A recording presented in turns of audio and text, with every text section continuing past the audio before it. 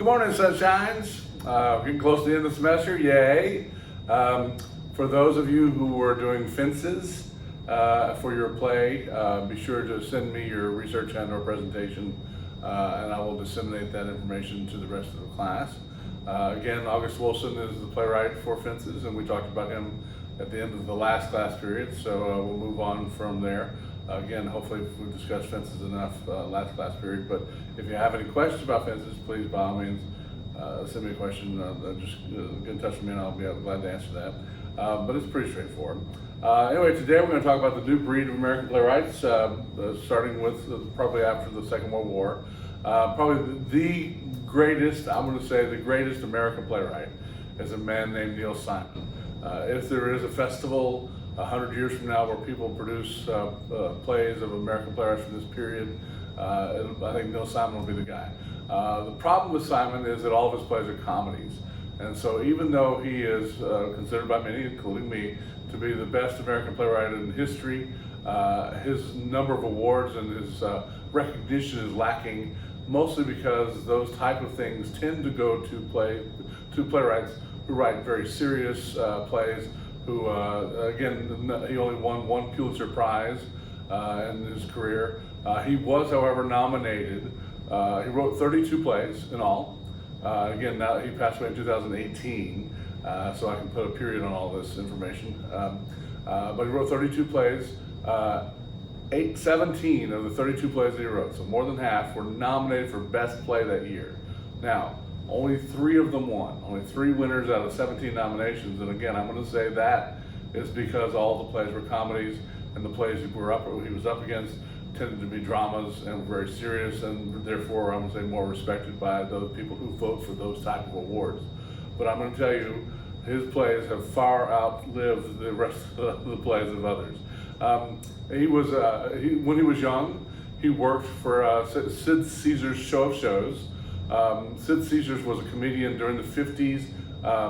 He was notorious for, well, he had Milton Berle on the show. It was a variety show. But the 2 other writers with Neil Simon were Woody Allen and Mel Brooks. Now, I don't know if you know those other 2, but Woody Allen has become one of the most famous writers in movies, and Mel Brooks is also one of the most hilarious composers.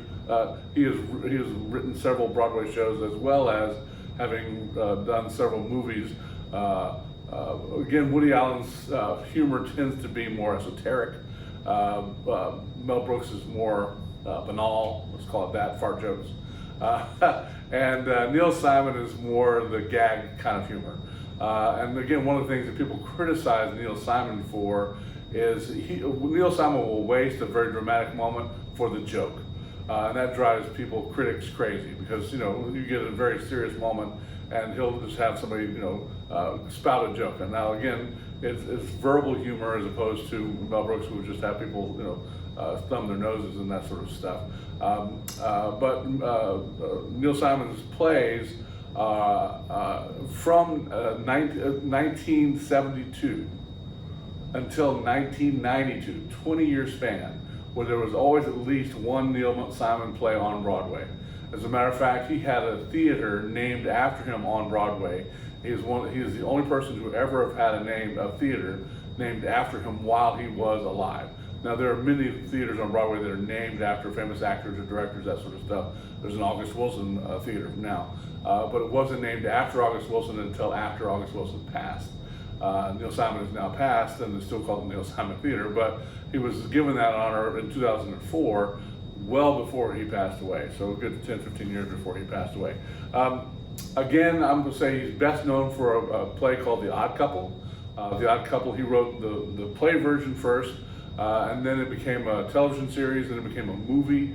And he wrote the television series, the first couple of episodes, but mostly that was written by somebody else. He wrote the play version and the movie version, both of them. He also wrote a total of, let's see how many movies, 28 movies.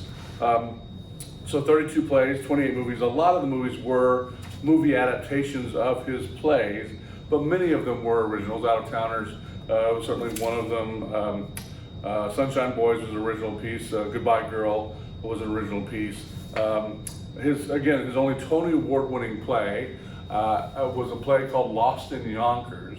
And just to sort of give you the type of play, introduction to Neil Simon's joke humor, we've got a little video that was one of the trailers for the movie. There's a character in the play who is sort of ditzy. She's not really all there. Bella is her name. There's two young boys whose father takes place during the Second World War, and the father is a scrap metal salesman, and he has to go out to work for a living, and the boys have to stay with their grandmother, and then Bella is their aunt. So they all live together in this little confectionery shop, and Bella is this aunt who's sort of missing a screw, and you can see a lot of comedy comes out of that. So enjoy this little preview. The comedy surprise of the year. Santa! You want to make the rounds with us? I'm not in the garbage business, thank you. Is just around the corner. You want to bet? Bet. I think I'll bluff. Give me the cards. Get away from me. What are you kids doing in here? It's after 6 o'clock. We're closed. It's Jay and Artie, Aunt Bella. Your nephews? Oh, my God, it's Jay and Artie. My nephews. Her name is Bella. I went to the movies, and they had air conditioning. I felt so happy for those actors to be in an air-conditioned theater. I don't think the actors feel it. They're just pictures on the screen. Everybody thought she was just a child in a woman's body. How old do you think I am? I don't know, about 35. 35? You're so far off, it's not even funny. I'm 36. But no one imagined the feeling she kept inside. You fill your head with dreams that don't happen to people like us. Sometimes they do. Wanna kiss me? Either this guy is pulling your leg, or else he's after something. Now, is he after something? From Neil Simon's Pulitzer Prize-winning play, Lost in Yonkers, You want to get married? I have never been so happy in my whole life. comes the most unforgettable character you'll ever meet. You will always be a child. But if I'm a child, why can't I be happy like a child? Columbia Pictures presents Academy Award winner Richard Dreyfuss. Worry about it. Is it loaded? Gee, I hope not. If it goes off now, I'd have to become a ballerina. Tony Award winner Irene Worth. You don't survive in this world without being like steel. You know what it's like to touch steel, Mama? It's hard, and it's cold. And Academy Award winner Mercedes Ruehl as Bella. I want to have his children. I want my own baby. Neil Simon's Lost in Yonkers. Find it in your heart. You look wonderful. I lost 10 pounds. Yeah, well, it looks great. Really? Because they put it back on a month ago.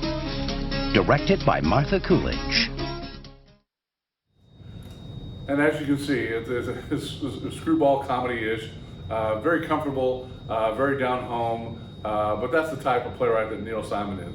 He's somebody who he had a few problems in his real life. Apparently he was married 5 times. He had 2 children, both with his first wife, and he had a couple of children that were adopted or children from other wives, but only 2 natural children.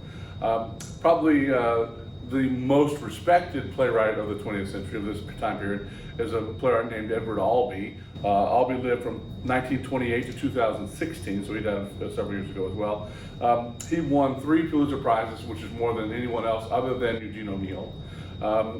He was also, well, now they tell you who was nominated, but he was nominated for a couple of other Pulitzer Prizes. However, one of his best known plays is a play called Who's Afraid of Virginia Woolf? It is a very serious play about 2 faculty couples, a young faculty couple and an older faculty couple.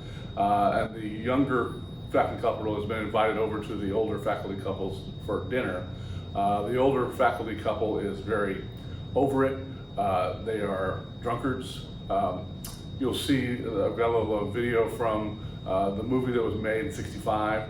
But again, this did not win a Pulitzer, but it was sort of Albee's introduction to the world as a playwright. Enjoy.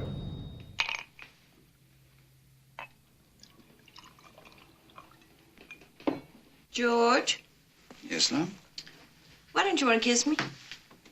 Well, dear, if I kissed you, I'd get all excited. I'd get beside myself, and then I'd have to take you by force right here on the living room rug. And our little guests would walk in, and, well, what would your father say about that? Oh, you pig. Oink, oink. Fix me another drink, lover. My God, you can swill it down, can't you? Well, I'm thirsty. Oh, Jesus. Look, sweetheart, I can drink you under any goddamn table you want, so don't worry about me. I gave you the prize years ago, Martha. There isn't an abomination award going that you haven't won. I swear if you existed, I'd divorce you. And just stay on your feet, that's all. These people are your guests. I can't even see you. If you I pass out haven't or been throw able to up see something. you for years. I try to keep your clothes on, too. There aren't many more sickening sights in this world You're than a you with a blank. couple of drinks in you and your skirt up Cipher. over your head. A zero. Your heads, I should say.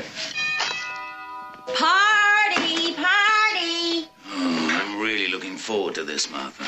Go answer the door. You answer it. Get to that door, you. To you. Come on in. I said get over there and answer that door. All right, love. Whatever love wants. Just don't start on the bit, that's all. The bit? The bit? What kind of language is that? You imitating one of your students, for God's Just sake? don't start What in on bit? the bit about the kid, that's all. What do you take me for? Much too much. Yeah, well, I'll start in on the kid if I want to. I'd advise against it, Martha. Well, good for you. Come on in. Get over there and open that door. You've been advised, Martha. Yeah, sure. Get over there. All right, love. Whatever love wants. Isn't it nice the way some people still have manners and just don't come breaking into other people's houses, even if they do hear some subhuman monster yowling at them from inside? God damn you! Hi there. Hello. Come on. Here we are. Well, We you must be finally our little made it. guests. Just ignore old sourpuss here. Come on in, kids. Just hand your coat and stuff to old sourpuss here. Well, perhaps we shouldn't have come. Oh, yes, it is late. Late? Are you kidding? Just throw your stuff down any place and come on in. Anyway, furniture floor doesn't make any difference around this place. I told you we shouldn't have come. I said come on in. Now come on. Oh, dear. Oh, dear me. You can see very serious, foul language, especially for the movies during the 60s. The three Pulitzer Prizes that he won were, one was for a play called A Delicate Balance, which is very similar to Virginia Woolf in the sense that the family that's the main family involved is has some alcohol problems. Albee was adopted. He never knew his real mother or father. He was adopted, and his adoptive parents, he said that they never got along because the adoptive parents didn't know how to be parents, he said, or maybe it was that he didn't know how to be a son. So he didn't put full blame on them, but he was mostly raised by his maternal and adopted mother's grandmother. That's where he found the most peace. She's the one who introduced him to the theater, encouraged him as a writer. His adoptive family were wanting him to be a doctor and were very upset when he didn't go to medical school. So really he had no connection with his adoptive family. But his family that adopted him were alcoholics. And so A Delicate Balance is also an adoptive family. The craziest play, and again I'm going to show you a little video clip from this because it's hard to imagine, but one of his plays that won Pulitzer Prizes is a play called Seascape. Just to give you the gist, in the first act you have a loving couple who goes to the beach, who sits down and has a little picnic, and they're sitting talking about life and liberty and all that sort of stuff, and suddenly they notice a couple of lizards, and they start talking about what it might be for the lizards, and that's the end of the first act. In the second act you have a couple of lizards come on stage, and they start seeing these human beings on the beach, start wondering what they are, and then suddenly there's a scene where the lizards and the human beings start just talking to one another and discussing what life means to both being a human being and to life as a lizard. It makes no sense, but enjoy the clip. This is Leslie. How do you do, Leslie? What is that? We shake hands. Flipper and Charlie. When we meet, we take each other's hands or whatever, and we touch. Oh, that's nice. What for? Oh, Leslie. I want to know what for. Well, it used to be, since most people are right-handed, it used to be to prove nobody had a weapon, to prove they were friendly. We're ambidextrous. Well, that's nice for you. Very nice. Some people used to hold on to their sex parts. Didn't you tell me that, Charlie, that in olden times people used to hold on to their sex parts when saying hello? Their own? I don't think I told you quite that. Each other's. Maybe. No matter. Let's greet each other in the right way, all right? I'll give you my hand, and you give me your... What is that? What is that called? What? That there. It's called a leg, of course. Oh, well, we call this an arm. You have 4 arms, I see. No, she has 2 arms. And 2 legs. And which are the legs? These here, and these are the arms. Why do you differentiate? Why do we differentiate, Charlie? Because they're the ones with the hands on the ends of them. Yes! Go on, Leslie. Do what Nancy wants you to. What is it called? Again, I have to show you that because who knows what that means. Anyway, obviously that is an absurd piece. Seascape is one of the first and only absurd plays to have won a Pulitzer Prize. The last Pulitzer was for a play called Three Tall Women. Just to finish the trio, Three Tall Women is about these 3 tall women, imagine that. There's an 80-year-old woman who's dying, and there's in the first act, and there's the second lady who's in her 60s, well, late 50s, who's her caretaker, and then there's a lady who's in her late 20s, early 30s, who is there from the lawyer's office to take care of some final details and all that sort of stuff. And at the end of the first act, the 80-year-old woman dies. The second act has all 3 women playing the 80-year-old woman at different points in her life. So the 80-year-old woman plays herself as a 70-year-old. The 50, 60-year-old woman plays the 80-year-old as a 50-year-old. And the 20, 30-year-old woman plays the 80-year-old as a 20 and 30-year-old. And they discover that basically, we are all different people at different points in our life. The 20-year-old is still a virgin. She's holding herself back until she gets married. The 80-year-old is very upset with her, saying, go out there and get as much as you can. The 50-year-old is mad at the 80-year-old is also mad at the 50-year-old because the 50-year-old has had a fight with her son, and so there's an estrangement there, and because of that, the son won't come visit the 80-year-old in her convalescence. And so it is a very interesting take. And again, they say, I've never died, but they say that you see your life passes before you as you pass away. And so these 3 different aspects of this woman's character come to the fore at the moment of her death, which is the second act of Three Tall Women, which is the type of play that Edward Albee writes. Again, very serious in content, exposing the human conflict, human experience. He totally wrote 32 plays. He didn't really get into writing movies. Several people approached him about movies, and he just didn't understand the genre. His realm was theater. Now, I also know from experience that he was very adamant that no one change his dialogue. The way the play was written was the way the play had to be performed. He was very adamant about that. One of my personal favorite playwrights is a man named David Mamet. David Mamet lived from 1947 and is still alive the last I looked. But you talk about a man who loves the F word as much as I do. Welcome to David Mamet. David Mamet was born in Chicago. Probably explains a lot about David Mamet. He was, other than Neil Simon, he's probably been the most successful at writing plays and also movies. I would say Simon wrote more of his plays, translated more of his plays from the stage to movies. When Mamet writes a play, he has transferred a couple of them to movies, but not, for the most part, they're separate entities. To date, he's written 39 plays. He's also written 30 films. He's won a Pulitzer Prize for a play called Glengarry, Glen Ross. And I'm going to say it sort of represents the type of play that Mamet writes. They're very serious. They're very male-dominated plays. The men are full of testosterone. They're always backstabbing. They're after each other's throats, all that sort of stuff. Again, we did a production of Glengarry, Glen Ross several years ago, and we counted, and there were 147 F-bombs, in the course of a 2-hour play. So that's more than one a minute. So it's just like taking this class. But here's a little sequence, a little section of Glengarry, Glen Ross, just to give you the flavor of the play. And your name is You're Wanting, and you can't play in the man's game, you can't close them, then go home and tell your wife your troubles. Because only one thing counts in this life. Get them to sign on the line which is dotted. You hear me, you fucking faggots?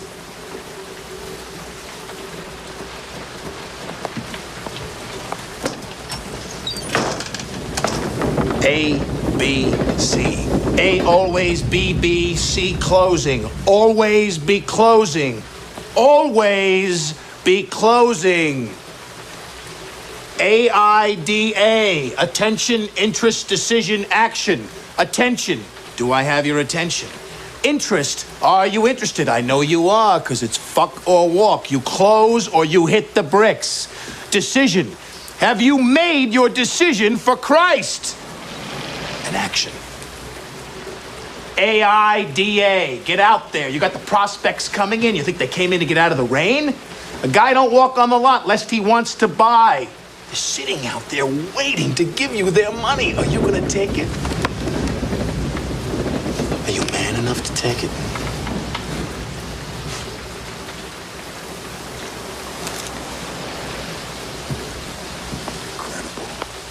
What's the problem, pal? You, Moss. You're such a hero. You're so rich. How come you're coming down here and wasting time with such a bunch of bums? You see this watch? You see this watch? Yeah. That watch costs more than your car. I made $970,000 last year. How much you make? You see, pal, that's who I am, and you're nothing. Nice guy? I don't give a shit. Good father? Fuck you. Go home and play with your kids. You want to work here? Close. You think this is abuse? You think this is abuse, you cocksucker? You can't take this. How can you take the abuse you get on a sit? You don't like it? Leave. I can go out there tonight. The materials you got make myself $15,000. Tonight, in 2 hours, can you? Can you? Go and do likewise. AIDA. Get mad, you son of a bitches. Get mad. You know what it takes to sell real estate? It takes brass balls to sell real estate.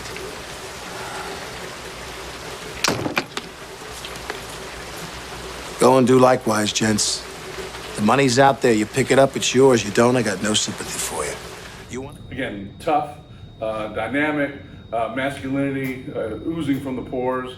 It's all about manipulation. It's about getting out there and selling. And again, I'm not sure if you were able to toughen the clip, but you've got a motivational speaker in, and they've got a contest going on where the winner of the contest, and what they're selling at the time is this desert land. They had been selling swampland in Florida, and now they're selling this desert land in Arizona to investors in the Chicago area.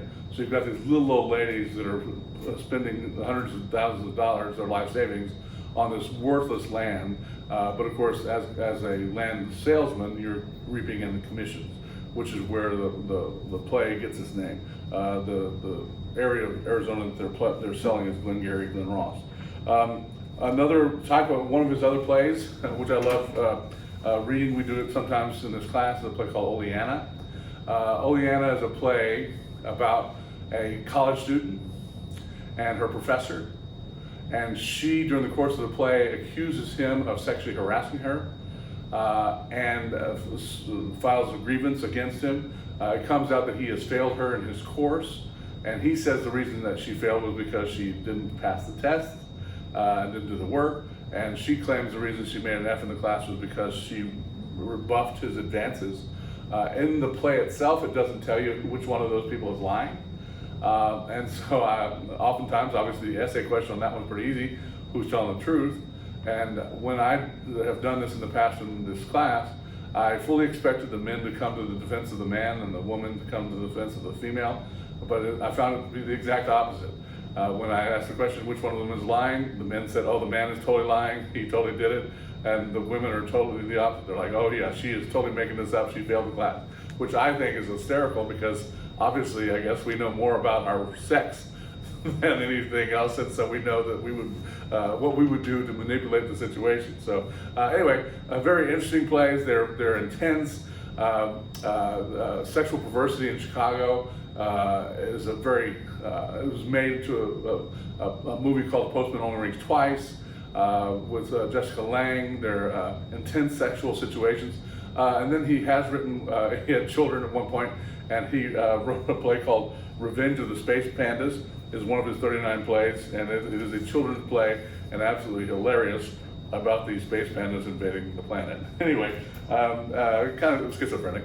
Probably the most endearing playwright, to me anyway, is Sam Shepard. Sam Shepard just passed away a couple years ago. He was born in 1943, died in 2017. He was both an actor and a playwright.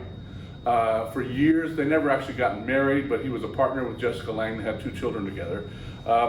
He is, well, some of the movies that he's been in, Pelican Brief, The Right Stuff, Steel Magnolias. He was in Black Hawk Down as the general in Black Hawk Down.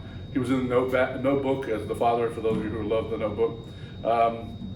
Some of his plays, again, he wrote 46 plays, and he won a Pulitzer Prize for a play called Buried Child, which is a very intense play. His plays tend to be set in the Wild West, or not necessarily Wild West, but in the West. He thought that the American spirit was best defined by being an explorer, an adventurer, somebody who lives on the plains, that sort of stuff. There was a very nice memorial done about him by his local television station. I'm going to show you a little bit of that because it encapsulates his life very well. We'll probably cut it short because it gets a little long, but enjoy the retrospective on Sam Shepard's career. Finally tonight, the legacy of Sam Shepard, one of America's greatest playwrights of the modern era who passed away today. Jeffrey Brown has our remembrance. His was an original voice, a deeply American voice, offered most powerfully in a series of plays beginning in the 1970s and 80s that portrayed the darker side of family life on the outskirts of American society. So why should I have worried about you? Because I was by myself. By yourself? Yeah, I was by myself more than I've ever been before. Why was that? Can I get some of that whiskey you got? Among them, Buried Child, which won the Pulitzer Prize in 1979, and True West and Fool for Love, both nominated for Pulitzers. Shepard appeared in a film version of Fool for Love in 1985. I took her out to dinner once. You're a liar. Okay, twice. Born Steve Rogers in 1943, Shepard was the son of an Army officer who Sam later described as, quote, a drinking man, a dedicated alcoholic. And many of Shepard's characters are loners and drifters. In a 1998 documentary on great performances, Shepard spoke of his writing and coming to terms with his own family history. It suddenly occurred to me that I was maybe avoiding a territory that I needed to investigate, which is the family. And I avoided it for quite a while because to me there was a danger in I was a little afraid of it. You know, particularly around my old man, you know, and all of that emotional territory, you know. I didn't really want to tiptoe in there, and then I thought, well, maybe I better. Shepard was also a renowned actor, appearing in the 1978 film Days of Heaven. What did you want from me? He reached Hollywood stardom and received an Oscar supporting actor nomination for his portrayal of pilot Chuck Yeager in The Right Stuff in 1983. It takes a special kind of man to volunteer for a suicide mission, especially when it's on TV. Many other roles would follow, including the recent Netflix series Bloodlines. A man of many roles and talents, he published a work of fiction earlier this year. Shepard wrote more than 45 plays in all. Many of them continue to be performed regularly around the country and abroad. Shepard had 3 children, 2 from his 30-year relationship with the actress Jessica Lange. Sam Shepard died Thursday at his home in Kentucky of complications from ALS, known as Lou Gehrig's disease. He was 73 years old. Again, the families in his plays are always at conflict. There are always hidden secrets. They're always manipulating one another, and so they're not happy families. Again, Simon has the exact opposite, but Sam Shepard's plays are very intense plays. Probably the best English playwright during this time period is a man named Tom Stoppard. Tom Stoppard was born in 1937, still alive today, thank goodness. He was born in Czechoslovakia. His parents worked for the State Department, and because he was the only English-speaking person in his school, he would hang around, he didn't have anybody to hang around with, so he got very good at writing stories to entertain himself and his parents. To date, he has written 34 plays. He's also written 14 movies. His plays he does a lot of research about his plays. The movie that won the Oscar for him was Shakespeare in Love. Hopefully you've seen that because it's one of the best movies I think ever made. But much like Shakespeare in Love, is very accurate to the point of the number of people, the names of people, the places, things that happened. The particulars he's made up about exactly what they said and exactly what days and all that sort of stuff. There's certainly the made up parts of the story, but he has done a lot of research in order to put the pen to paper.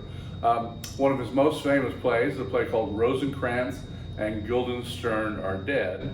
Rosencrantz and Guildenstern are the 2 minor characters when we saw Hamlet.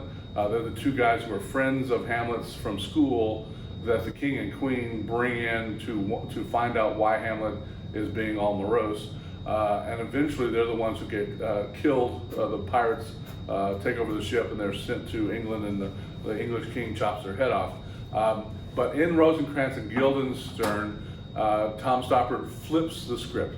When you're on stage in Rosencrantz and Guildenstern Are Dead, the characters are off stage in Hamlet. So in Hamlet, Rosencrantz and Guildenstern are minor characters, and in Rosencrantz and Guildenstern Are Dead, Hamlet is a minor character.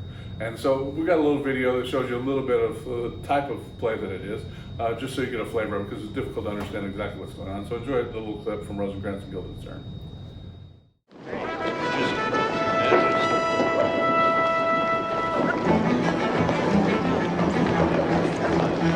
Welcome, dear Rosencrantz and Guildenstern.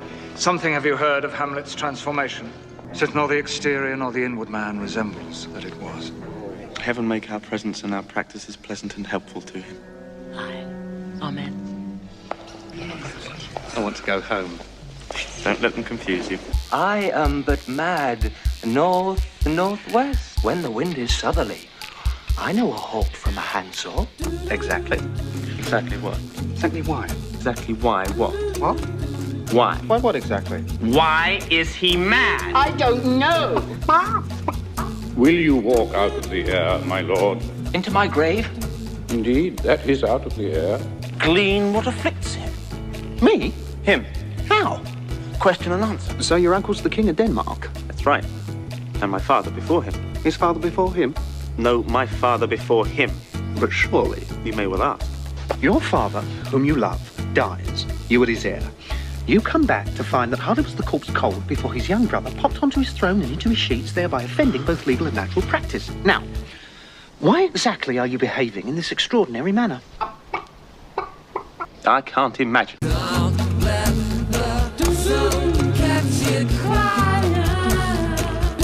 An audience! Tragedians, at your command. We can do you rapiers, or rape, or both. We're still finding our feet. I should concentrate on not losing your head. I like him not, therefore prepare you. I your commission forthwith will dispatch, and he to England shall along with you. It is an exact command from the King of Denmark, for several different reasons, importing Denmark's health and England's too, that on the reading of this letter, without delay, I should have Hamlet's head cut off.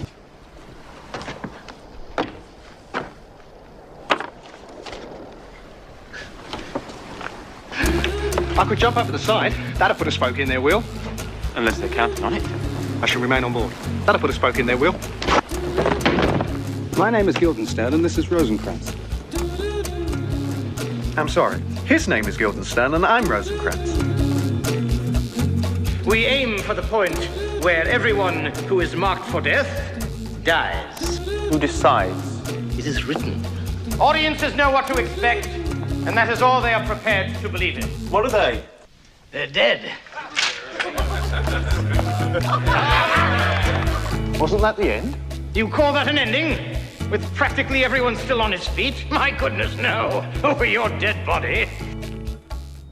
Again, this is the type of movie that he writes. He's done a lot of investigation into Hamlet, knows the story backward and forward, and fills in the gaps. And I have heard, apocryphally, that there are versions of this that people have done at theaters where they have two stages, where they've been able to do Hamlet on one stage and Rosencrantz and Guildenstern on the other stage, and it works, it syncopates perfectly, where one actor will leave the stage of one production and walk across the hall to the other stage and enter the other stage.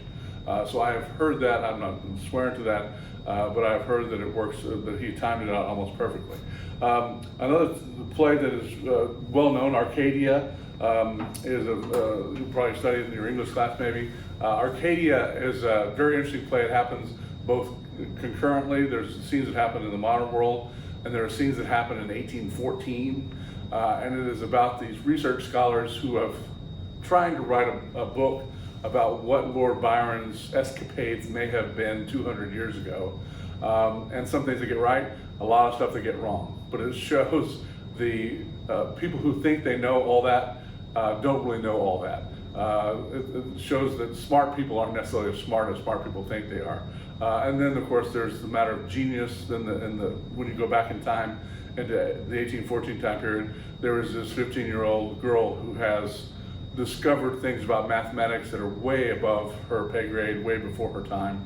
And so the play really is about genius and who has it and who doesn't.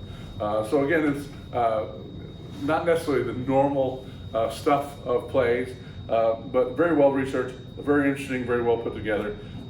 Again, he's won a Pulitzer Prize for The Coast of Utopia.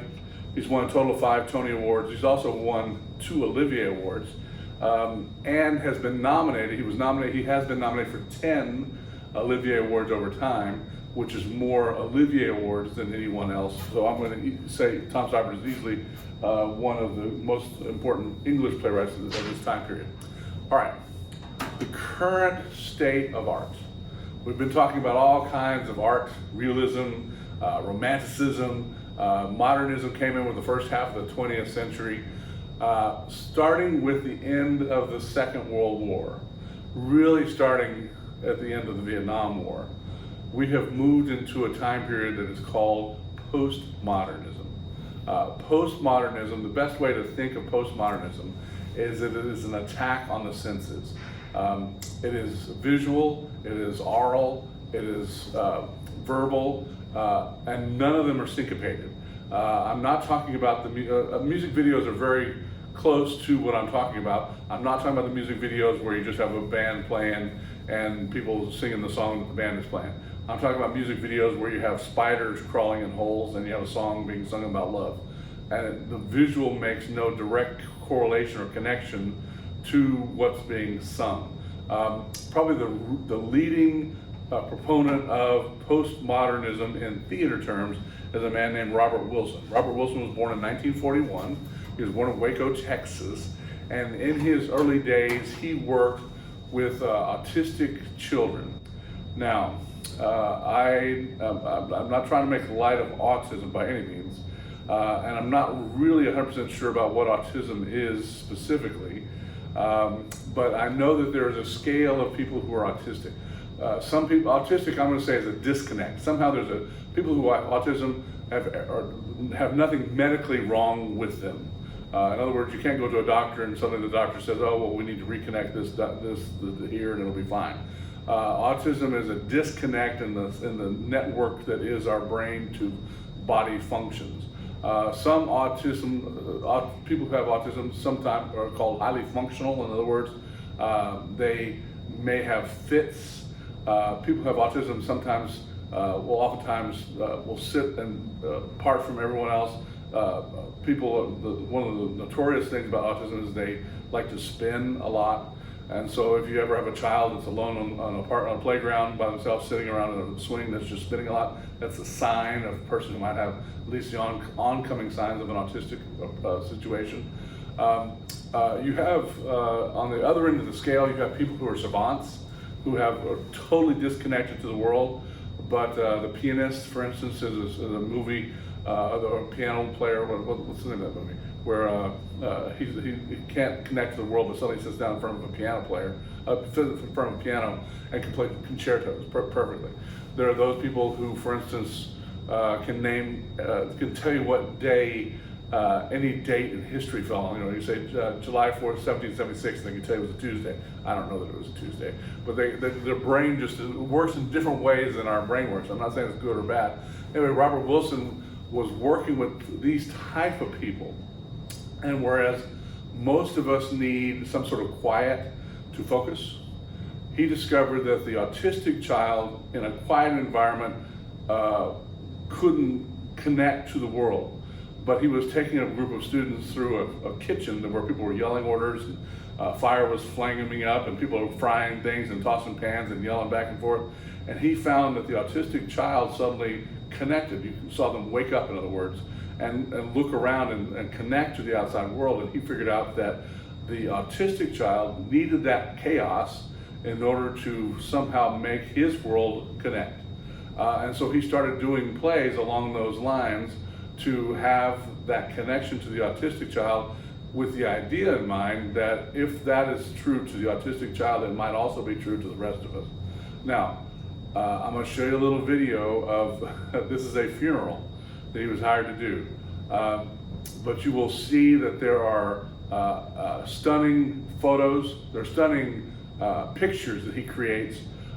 There's an actor who you will recognize, I hope, who has some dialogue that is disjointed. You'll have lighting that is very specific. But watch the videos and we'll talk about it after the video.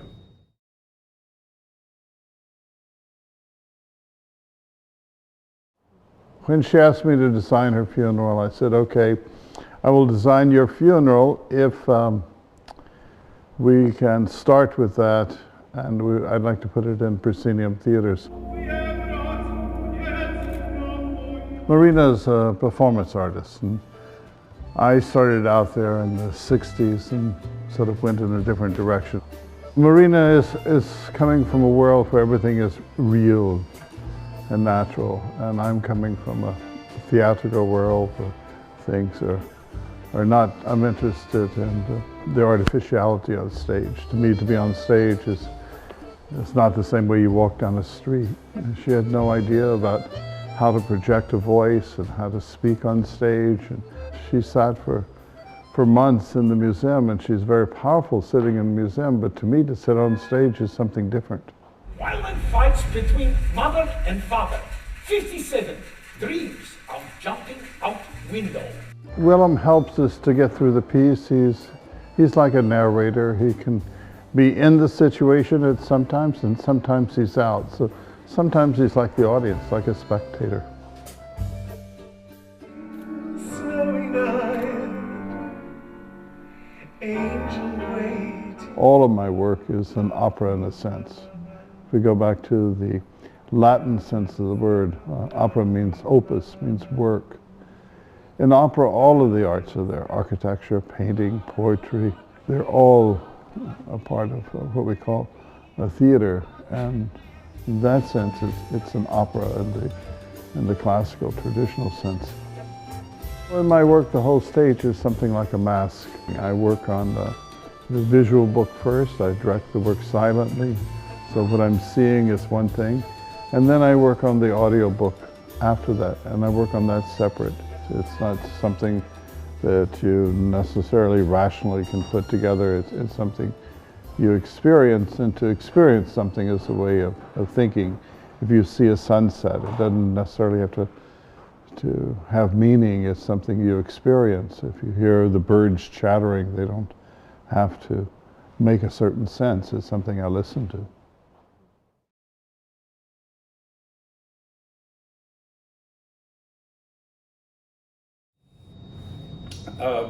Again, he says that theater is nothing to understand, it is something to experience. Back in 1984, one of the ways that the world got to know Robert Wilson, he was put in charge of this project during the Los Angeles Olympics. The Los Angeles Olympics were in the summer of 1984, and he put together this project called Civil Wars. And it took place over a fortnight, in other words, 15 days. The performance lasted 24 hours a day for those 15 days. What he would do is he would have an 8-hour section in Los Angeles, an 8-hour section in a theater in Germany, and an 8-hour section in a theater in Japan. And this was at the beginning of the dawn of cable television. And not a lot of people had it, but one of the things that they used to try to sell cable television was you could get onto this, one of the channels of the Olympics, and you could watch the entire 24 hours of each day of the Civil Wars. And again, a lot of it was posing. For instance, the part of it that I watched at the very beginning, I don't know how much of this I actually watched, but there was an apple on stage the way it began. A very tight focus on an apple on stage. And then suddenly, slowly, you drew back, and you see this character, this actor, walk on stage very slowly. It takes a good 20 minutes for the actor to come slowly discover the apple and to come in contact with the apple. And then there's a good 20 minutes where the actor literally explored the apple, looked at the color, looked at the content, rolled it around, threw it in the air, all this sort of stuff. Another actor comes on, they share it. Another actor comes on, tries to take it. Then suddenly, of course, and again, you're talking about a good hour into the play, somebody accidentally bites it and suddenly discovers that it's good as food. And again, these are hour-long episodes with some recorded music, recorded sound effects. He loves smoke, but that's the type of play that Civil Wars is. It's about conflict, it's about want, it's about love, it's about all these things. The focus changes. Again, each episode begins and ends at an 8-hour period. There's sort of highlights and lowlights that he was directed over the course of things. It was nominated for a Pulitzer Prize, and this was the only time in history that the board who nominated something for the Pulitzer Prize, the board of directors said, no, this is too strange, and they refused to give the Pulitzer Prize to to Robert Wilson, because they just didn't understand what it was. It was just too out there. But again, that's the type of plays that postmodernist theater involves. When we talked about David Henry Hwang last class period, 2,000 Airplanes is very similar to that. There's projections that have nothing to do. If you've ever seen the Blue Man Group, or one of the off-Broadway shows nowadays, a play called Stomp, where they just make sound effects with that sort of stuff, that's postmodernism. It doesn't make sense. It is just something for the senses, not for this one. Now, can the brain be involved? Absolutely. Can there make connections? Absolutely. But is it a storyline the way that Aristotle says? No way in hell. Anyway, that's the state of the modern art. Cool. Next time we'll talk about Angels in America. We're going to watch as much of it as we can. I've got to break it down to little video sequences, so that might be a little entertaining to go to, but we'll talk more about that next class period. See you then.